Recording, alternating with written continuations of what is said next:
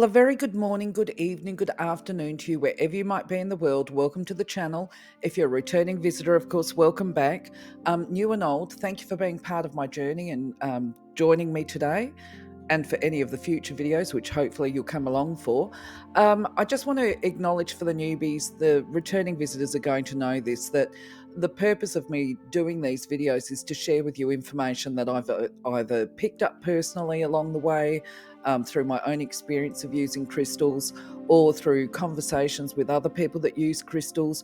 And alternatively, I do a bit of Googling and research, basically to promote my own critical thinking, I guess, and as an opportunity to reflect on the crystals and what other people suggest to see if it feels right or true to me, which of course I encourage all people to do.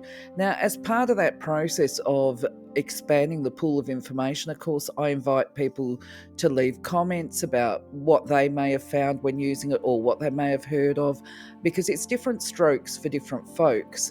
The other thing I have to do is put a disclaimer out there. I'm not a geologist. I'm nothing as far as the scientific world goes in regard to getting information. So I'm as reliant as the next layperson that tries to find mineral type information is where I'm going. And so therefore, I just put this big disclaimer out there right from the get-go, which is I may be wrong. So do your own research when it comes to crystals. However, hopefully by sharing my information, it's going to promote at least exploration for you if you hadn't thought of looking at certain aspects in the past. And certainly, once again, an opportunity to share your information as part of expanding the pool of information, shall we say. Anyway, without further ado, I'm going to crack on. Oh, I forgot to mention, because I always do, if you find any of the content beneficial on the channel, please do consider giving a like to the videos at least, to let me know what works for you and what doesn't, and where I could maybe focus my attention for future videos. But anyway, onwards and upwards, let's talk about the content today. We're taking a look at Danburite. Danburite is actually one of my favorite crystals. Actually, it's just delicious, shall we say. Hard to define delicious, but it is up there as one of them for me. So let's have a look now. So I was first introduced to Danburite through my friend's business many years ago. He used to have it as a stock item, and he actually had a massive specimen that was about 2 kilograms, and it, if not more actually, it was just a really great chunk of it. And it was actually pink Danburite, which is particularly stunning. And so, of course, it was quite an expensive item. Even, we're looking back, I don't know, maybe about 15 years ago now. It was very expensive even then, so not part of my budget. But when we talk about Danburite, as a rule, I didn't know until I started doing this video that you actually have it in the milky white type colours. I always thought it was this clear that we see in the left hand and middle images here. But either way, when I say delicious, it's sort of hard to describe why I look at crystals sometimes and I think that's delicious. I don't know if maybe it reminds me of toffee apple or something like that. When you look at the specimen on the left particularly, you can see it's got these striations in it, and so part of it is clear, and then part of it is a little bit frosty as well, and it just looks very, very yummy. Now, before I go into it in further detail, Danburite is considered to be one of the Synergy 12 crystals, which I've got mixed feelings about. I'll be honest, when it comes to talking about Synergy 12, but I believe the idea is that they work really well when used in combination with other crystals, and Danburite in particular, whether it's pink or whether it's clear, is supposed to be very good for people that are suffering some pretty significant emotional distress. So when it comes to an overview of the properties, if you're familiar with the channel, you'll know that with the videos, I tend to have a bit of a flow. I do an overview and then I talk more specifically about the attributes further down. But of course, I've made the reference here about being good for emotional distress from the get-go. And that was based on my observations, because when people would go into my friend's business, there was an area, there was a gathering space. We could all sit around, have a yap and a yarn and that kind of thing. And quite often, especially with the Danburite, what would happen is people might turn up in a bit of a funk or whatever, and because he had these amazing crystals, he had the big spheres and that kind of stuff, and he was very generous. So we could all sort of turn around and say, do you mind if I go and grab the Danburite? I'll say the Danburite. Can we go and grab the Danburite off the shelf? Can I just hold it for a little while and sit here? And he would always be yes, because he would clear the crystals after we used them anyway. But the other thing is, because he actually did metaphysical healing himself, if people were a bit, shall we say, funky emotionally, he would actually do a healing on them before he would let them pick the crystals up. Just part of him, I think, ensuring what we in the metaphysical world would say high vibration within his business premises, and also to make sure that we weren't transferring any icky, I suppose, over to the crystals for the next person to come and hold. Just a point of interest here, actually, we used to, the gathering space where we used to sit around with the crystals and have a yarn was actually kind of by the front door. It was like set up as a sitting area. And of course, it was a trust thing as well. So that was my experience of seeing people coming and getting a healing, grabbing the Danburite, sitting out there, holding it for a little while, and then usually they would go and buy a crystal somewhere that was in their budget, just as part of the whole experience, shall we say, and leaving far more upbeat. Anyway, back to the overview. As I said, look, it is considered to be the Synergy 12. It is an aura and chakra stabilizer, and this is why we would see the emotional calming and soothing. But it's also believed to activate the light body, which is I guess the way to explain that is to initiate this desire to rise above your problems, to be able to convert any of the darkness or the heavy energies and emotions a person's experiencing through to the lighter ones. So within that, we see a purification of both the auras across all the layers and the chakras, which of course promotes inner peace. The beauty of Danburite really is that from a chakra perspective, whether you're using it, well, how would I say this? Okay, so if it's activating the light body, it's going to activate all of the chakras. So it works with all of them.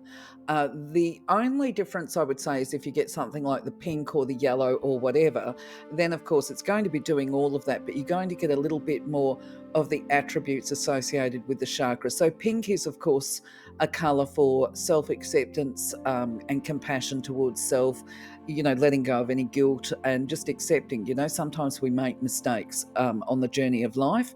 So it's about developing a little bit more self-respect, self-love, and that kind of thing. If you've got the yellow, you're looking at the qualities of the solar plexus, the navel chakra. As far as the Zodiac goes, of course, I'm like a broken record here for the returning visitors. My position is it doesn't matter what your star sign is. If you feel drawn to a crystal, then that's the one that you actually buy. And it's important to know whether you're drawn to it or you just want it, because there is a difference.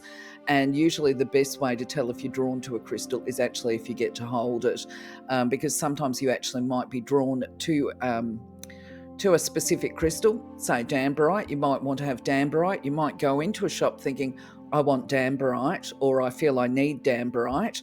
And then when you get to the Danburite and you hold it in your hand, it might not actually gravitate towards you. Or you might be looking at the clear and thinking that's what I want, and then find that actually it's the pink Danburite that you've got to get and go home with, if you're able to lay your hands on it.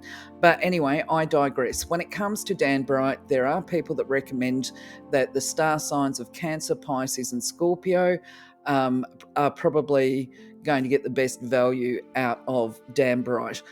How they work that out, I'm not really sure, but it's just a little bit of information to tuck at the back of your memory, I guess. Now, as far as the mineral information goes, as I said before, the big disclaimer, I'm not a geo if you've jumped from the beginning to this slide. I just want to reiterate that. And one of the things I notice here on the slide is that I actually haven't looked, I didn't establish if there was any toxic risks associated with Danburite. So if you were thinking about making elixirs, particularly water immersion ones, I would recommend that you actually do some research on that yourself. What I can say in my research is that I learned that it can, if it has greenness to it, because you see here there's a range of different colors. The green is due to trace elements. Now what those elements are, I'm not sure. It could be copper, it could be chromium. I really don't know. As far as the rest of it, or the other information I gathered, was that it occurs in areas where you've got boron rich fluids, whatever that is, that interact with calcium bearing minerals. So I guess there's a calcium aspect to it, or perhaps even a calcite. I don't know. If there's a geo out there, please let us know, or just somebody that knows. You don't have to be a geo. As far as the hardness goes, you look at this, it's 7 to 7.5, which is, not to be sneezed at. It means that it's got a certain amount of durability there. And that for me is kind of like, can I put it in my bra, and if I drop it on the bathroom floor, is it going to crack? But I think it should be okay. But I'm really not sure if those striations that we look at, if that becomes part of creating a vulnerability for it. I mean, dropping your crystals is not the best solution to anything anyway, if you want your crystals to last. Anyway, going back to what we've got on the slide here, you can see within the different images that I'm going to put up, that there are some that have got that transparency and translucency, and then there's other ones that are opaque, where if you hold it up to the light, obviously you're not going to get any light shining through it. The color information though is interesting, because typically apparently it is colorless or clear, but it can have the light yellow hues to it. Sometimes it can have the brown. I've mentioned about the pink, because the pink that I've seen is really quite pale. It was transparent as well, or translucent, very much like the first image that I put up, except it was this beautiful shade of pale pink. Even if you're not into pink as a colour, it just seems to magnetically attract you towards it, because it's just such a stunning, I don't know how to explain, just absolutely stunning. Anyway, you can see here that it is sourced in a variety of locations. Mexico apparently is the primary source, although it's found in Myanmar, Japan, Madagascar, and Russia. And apparently each location that you source it from, you're going to have, what's the word?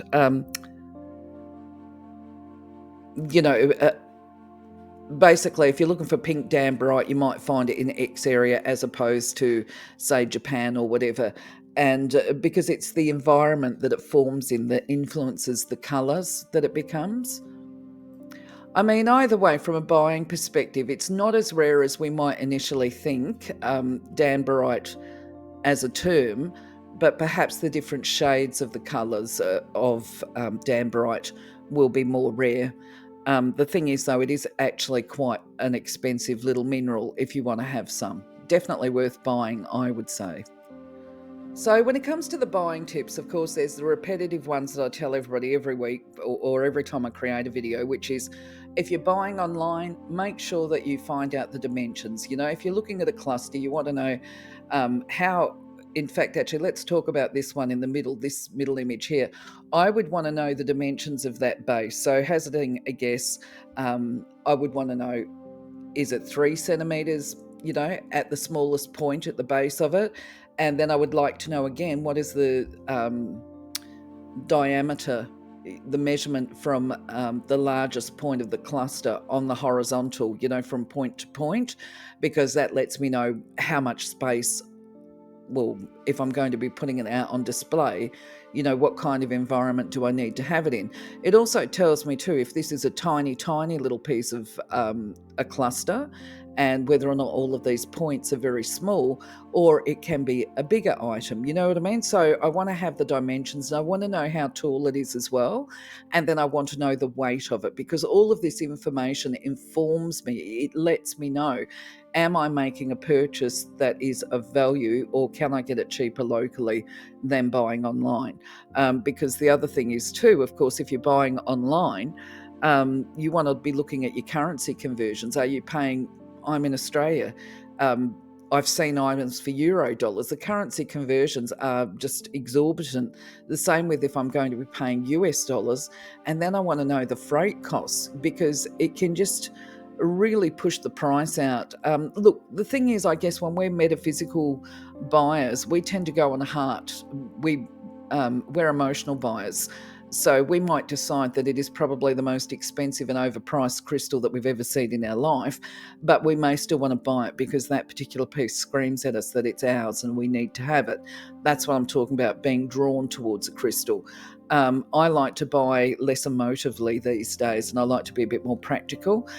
So yeah, I want to know all the dimensions and the facts. And if I'm buying off a platform, I want to actually be fully aware of any extra fees. And I've got to say, I've been burned again recently by buying off a platform, and more for me, that was an impulse buy in the middle of the night when I was looking for a rare type of crystal, and I forgot to take my own advice and ended up being ripped off. But anyway, going back to the images here, you can see that we've got the clear. We also have a milky white color there. And then when you look at the cluster on the left-hand side, you've got a mixture of white with clear, little points on it. And I forgot to mention too the business of the points, which we'll talk about on the next slide. So generally speaking, my understanding before doing this video was that the point of Danburite looked like the one that we've got from Mexico, which has got that flattened tape, and it's kind of really irregular. It's not like buying your citrine or your amethyst points or anything like that. You can see it's got a very distinctive shape that is there for the Mexican and the Japanese and the one from Myanmar. You can see they've all got this very similar type point to it. But when you look at the one from Italy, that looks totally different again. So I put that one up because that is most definitely Danburite, according to Mindat website, but it is not a way that I've seen it. Now, before I speak about the spiritual attributes of Danburite, I'm just going to do a quick apology here, and that is because I had to do a stop and start for a different reason this time, okay? This is because I'm sitting here recording and thinking, I'm sure I can smell like burnt toast or something like that, but that doesn't make sense because I haven't used the toaster. I had a pot of rice on the stove. Oh my gosh. Anyway, you will have heard the alarm come on at the end of the last video. It set off the smoke alarms simply because I forgot about it. I've boiled it dry, and the saucepan is now black and in the back garden. Whatever. Anyway, the house stinks of burnt rice. Took me a little while to get the alarm turned off. Anyway, back to the attributes, okay? It is considered to be a stone of enlightenment from a spiritual perspective. It's supposed to give access and connection to the higher realms, the celestial beings. It's believed, as I said, to activate the light body and all of the chakras. This includes the chakras, and to align the heart and crown chakras particularly, so that there is a unification, offers integrity as well. When the heart and the mind are connected, our actions are determined by loving thoughts and beliefs. It's all, it just brings the greater truth, living our purpose. It is believed to obviously offer revelations in the form of your divine plan, finding out what your life purpose is if you're not aware of it.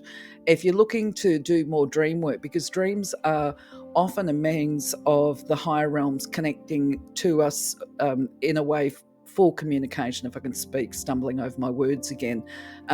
So oftentimes when we're getting our messages via dreams, we have to learn to understand symbolism, because a lot of the messages are conveyed with symbols, and that symbolism can be color as well. It can be,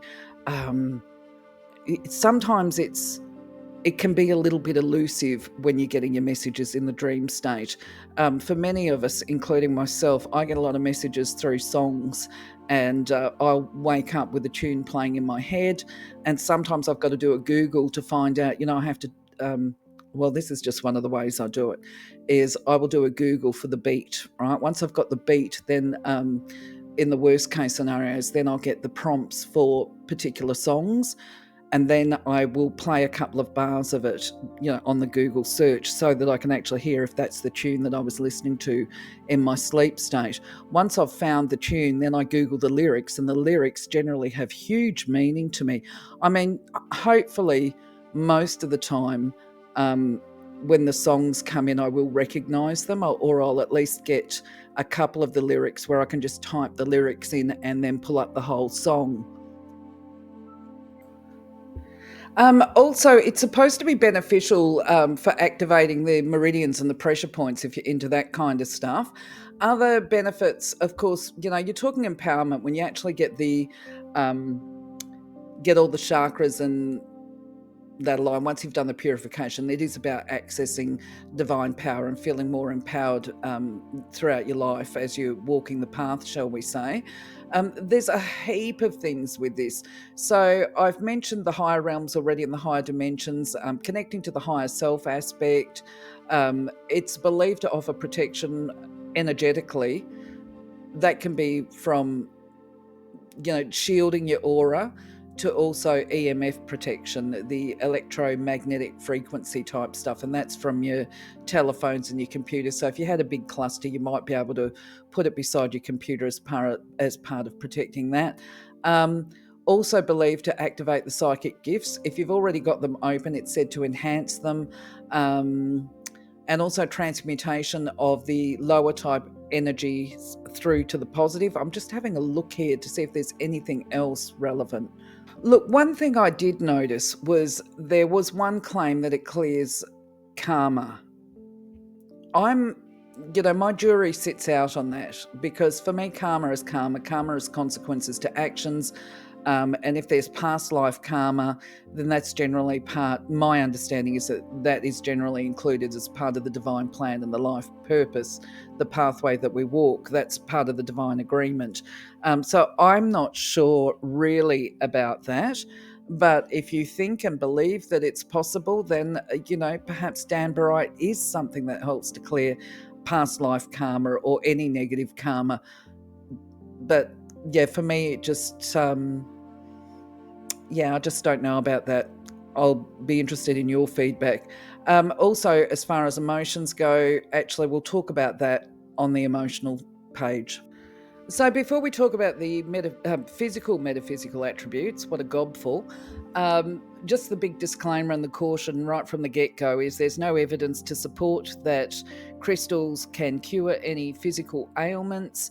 At the same time, you would not disregard your treating health professionals' advice to work or rely totally on crystals.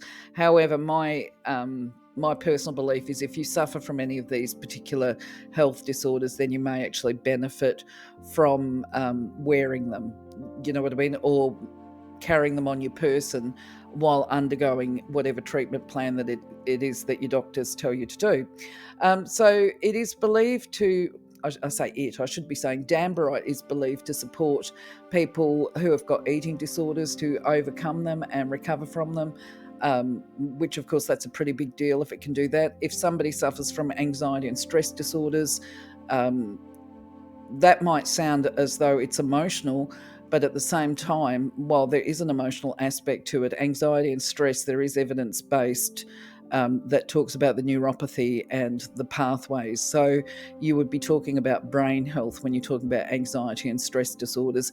If people have got blood disorders such as high or low blood pressure or circulation issues, or even if they've been battling toxemia and blood poisoning, it would be recommended that a person work with Danburite. Same as if they've got any cardiovascular problems such as heart and lung conditions. I mentioned the brain actually when I talked about anxiety and stress disorders. And from an overall perspective, it's generally recommended if anybody's got any chronic health condition. And I would put into that if they suffer from chronic fatigue. So because there is a purification aspect to Danburite, it would be beneficial if you've got to do a detox of the body. That could be a liver detoxification. And if you suffer from metabolic disorders, perhaps even autoimmune disorders, you might receive benefit from it as well.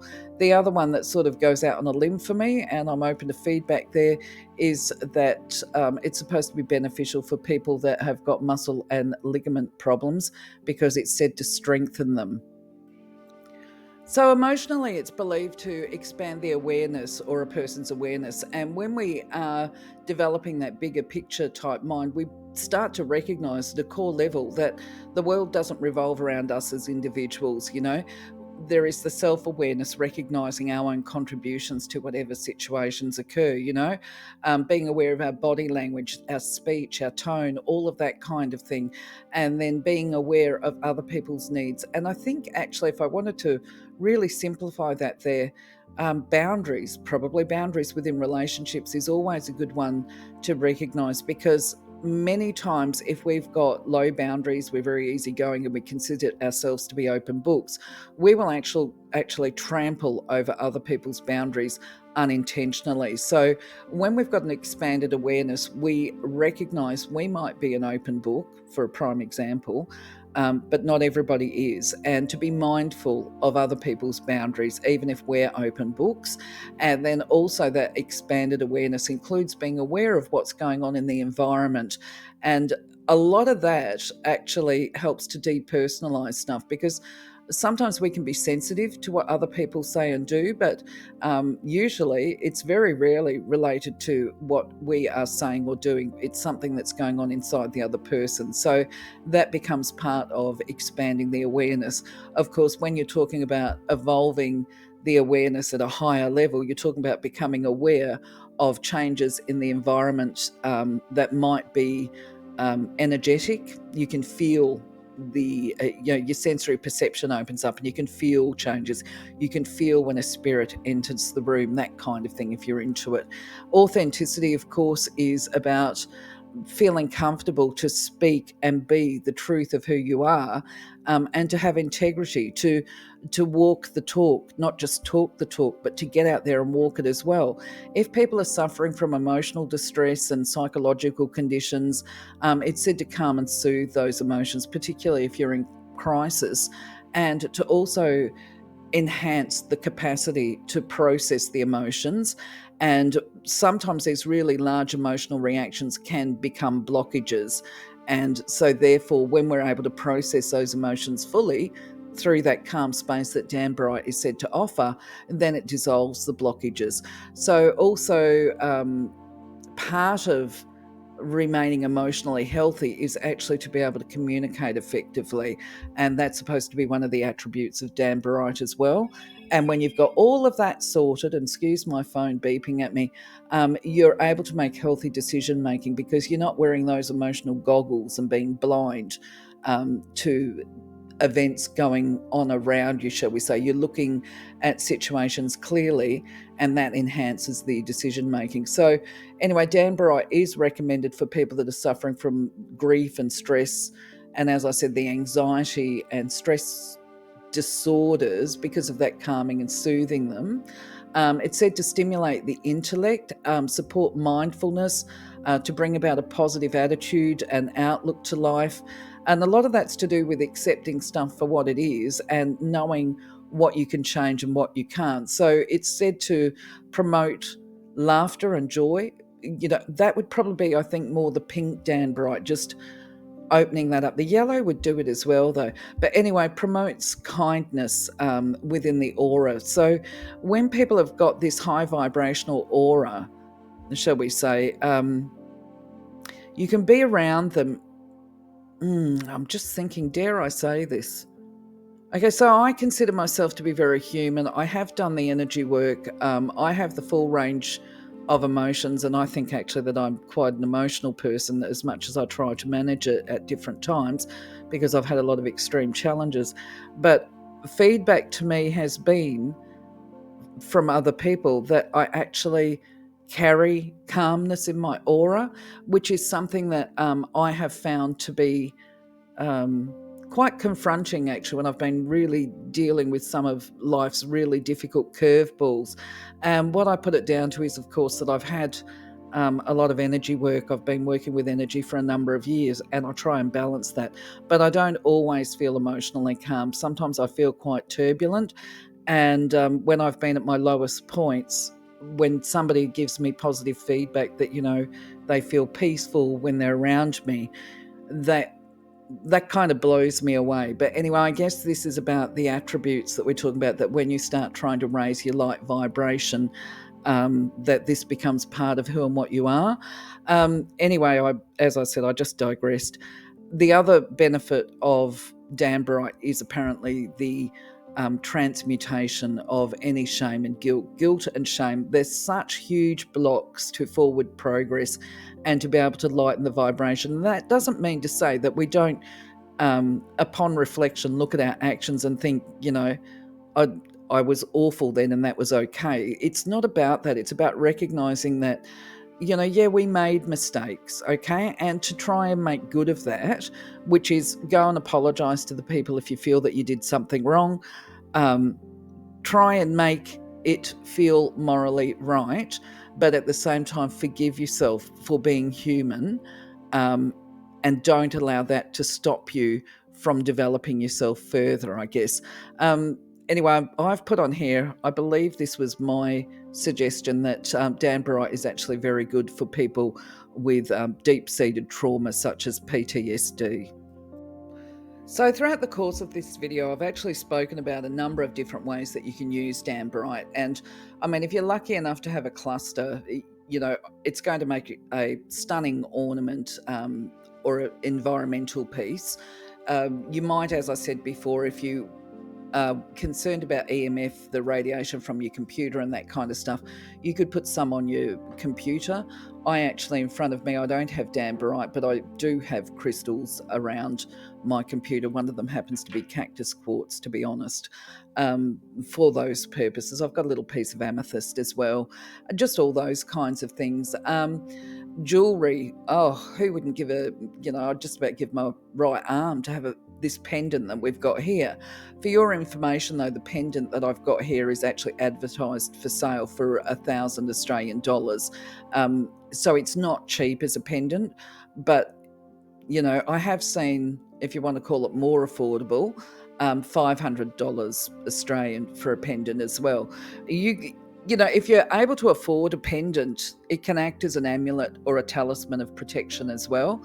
But otherwise, what is perfectly fine is actually just to get the points, the individual points, and to meditate with them and hold on to them.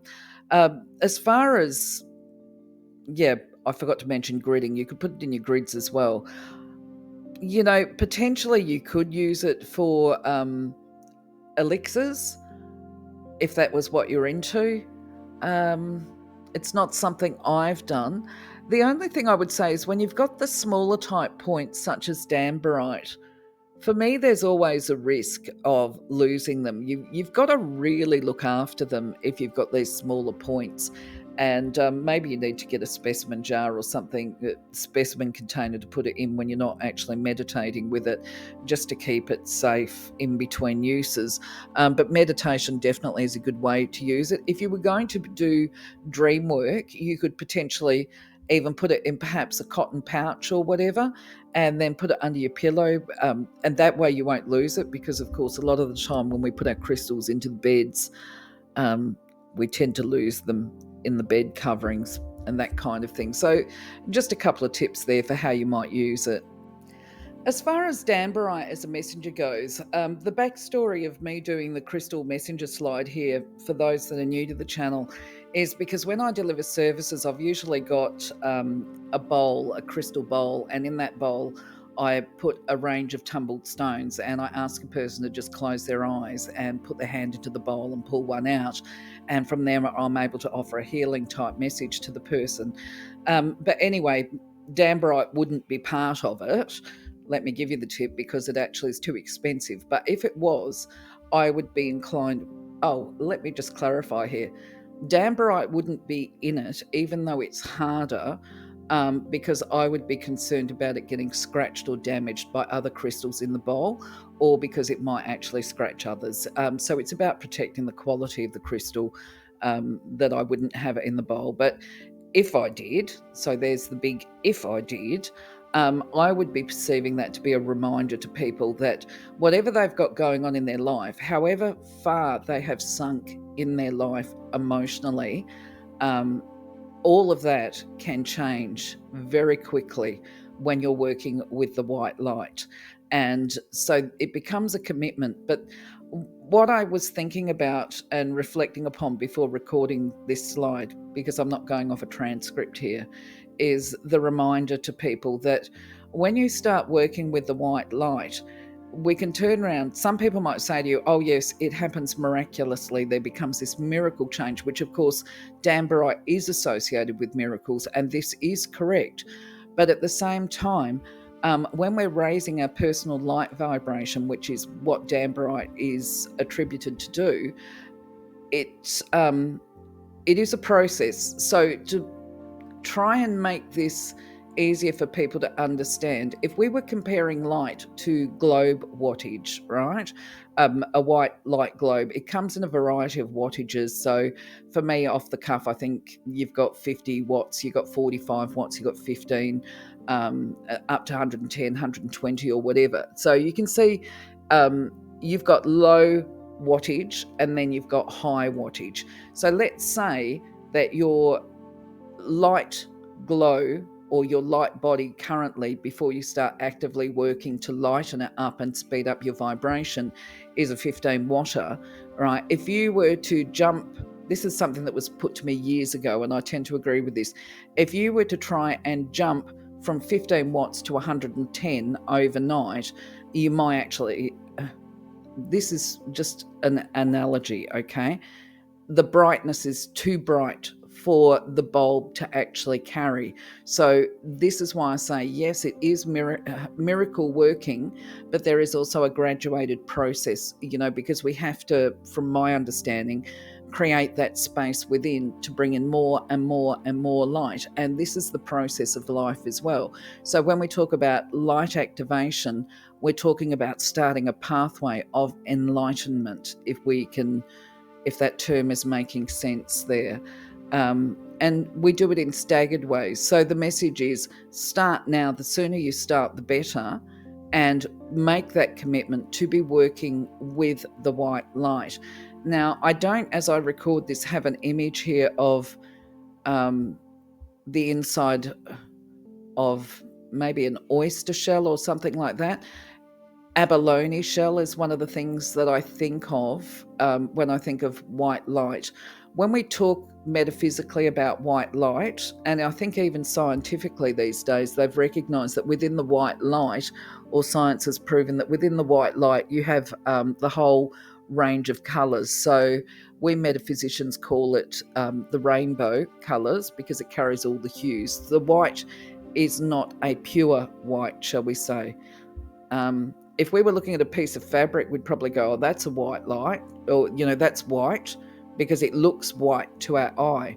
But true white actually carries all the little inflections like the inside of an abalone shell. Before I record the next slide, I'm just actually going to grab an image of this to see if I can try and convey it to you. But the message is, commit to it, allow yourself to grow at a healthy space, and don't expect too much of yourself. Just keep doing it, and life will get better and better for you. So when it comes to caring for Danburite, I think the first thing to really outline is, if you're lucky enough to have a pendant, you actually wouldn't be wearing it under the shower or into the ocean or to the pool or whatever and exposing it to the chemicals. And you've got chemicals in your shampoo as well and your body wash, so you definitely wouldn't wear it under the shower. If it needs to be cleaned, you would use the soft, gentle cleansers if possible, if you have to. But otherwise, you can get a lot of those little cloths now from the jewelers that you can use to wipe them down with. If you need to, when you've got metallic settings, sometimes we actually do need to give it a little bit of a soak, in which case you wouldn't leave it immersed in the soapy water for very long. I have a soft toothbrush for trying to clean the settings, but if you're at all worried, just take it into a professional jeweler to do the cleaning, to get a professional clean done. I would also avoid those ultrasonic cleaners, because I just have a thing about them. You may have different experiences. You shouldn't be exposing it to extreme temperatures either, such as the cold or the heat. One of the recommendations is, of course, is the storage, putting it into a soft pouch or something that is fabric lined. So if you were going to get a specimen box, as I suggested on one of the other videos, maybe it's better to get one that's actually, and I'm talking about if you've just got a point, maybe it's better to get in one of those little fabric lined things. Yeah, definitely. What else have I got here? Don't wear it in saunas. Don't wear it in the hot tubs. I think that stands to reasons. Don't use steam cleaners. Um, don't let it contact the harder crystals. That's one of the reasons why, of course, I wouldn't have it in little my little crystal bowl, my little lucky dip. Um, yeah, don't wear it when exercising. I'm not sure why. It depends on the nature of the exercise. It can chip apparently easily, so it does need to be handled gently. What else have I got? I think that's probably it. Look, but from a metaphysical perspective, of course, yes, it will be fine if you put it out on your windowsill to be able to get the full moon. If that's how you do your cleansing, you can certainly smudge crystals, including Danburite, by passing it through the smoke, or if you do the saging and any form of incense. Actually, I like frankincense. To be honest, I love frankincense, and I actually love myrrh as well. I love lavender essential oil. I use a lot of essential oils, more so than the smoke and the smudging and that kind of thing. Um, what else? Selenite, of course. Selenite is my go-to. If you're a regular to the channel, you know that I would rest. If I had the Danburite pendant, when I'm not wearing it, I would actually take it off, put it on my selenite log for a little while, or in a selenite bowl to purify, cleanse it, recharge it, and then I would pack it away until the next wear, because I don't think it would be one of those crystals that you would wear all the time. Probably special occasions, but if you're lucky enough to have a pendant, do let us know your experience. So, my friends, that's about all the information I can give you about Danburite. I'm going to look and wait for your responses to hear what you've got to say. In the meantime, normally I close off saying, the business of have a blessed day. Thanks for being part of my journey. I'm still saying that today. But I'm just throwing in here as well. Of course, I've burned the pot of rice, and I now probably have to go out there and use who knows if I can actually rescue the pot, but definitely I've got to try and get rid of the smell in my house, because it just stinks of burned rice. Anyway, until the next video, take care. I'm going to love you, leave you, catch you on the next one. Bye bye for now.